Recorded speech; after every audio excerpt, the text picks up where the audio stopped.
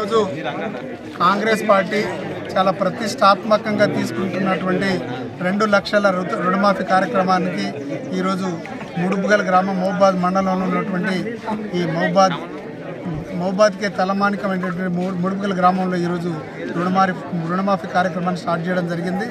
ఈ రుణమాఫీ కార్యక్రమానికి రైతులు భారీ సంఖ్యలో తరలివచ్చి ఈరోజు మన ప్రియతమ నాయకులు ముఖ్యమంత్రి వర్యులు ఎంతో కష్టపడి రైతులకు రుణమాఫీ చేయాలని మంచి దృఢ సంకల్పంతో గత 6 నెలలుగా కృషి చేసి రాత్రింబవళ్లు కృషి చేసి వారు ఈ దీక్షను పూనేటువంటి రైతు రుణమాఫీ విజయవంతంగా జరిగినందుకు ఈరోజు వారికి ఘన స్వాగతం పలుకుతూ అదేవిధంగా ఈరోజు వారికి మన పాలాభిషేకం చేయడం జరిగింది।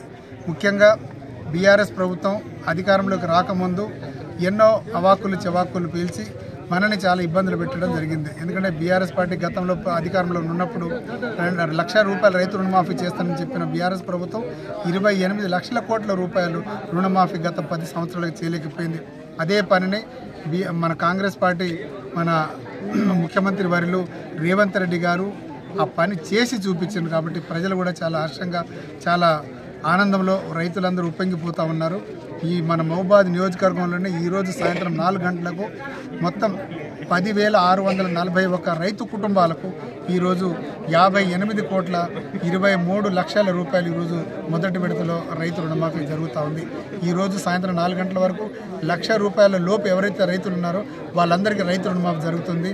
అదేవిధంగా ఈ నెల ఆఖరు వరకు అంటే జూలై 30 తారీఖు వరకు 1,50,000 రూపాయలు రైతు రుణమాఫీ జరుగుతుంది। మిగతా 2 లక్షల రూపాయలు ఎవరికైతే ఉందో అది వచ్చే నెల చివరి వరకు ఆగస్టు చివరి వరకు మొత్తం 2 లక్షల రైతు రుణమాఫీ చేసే బాధ్యతను కాంగ్రెస్ ప్రభుత్వం తీసుకుంది।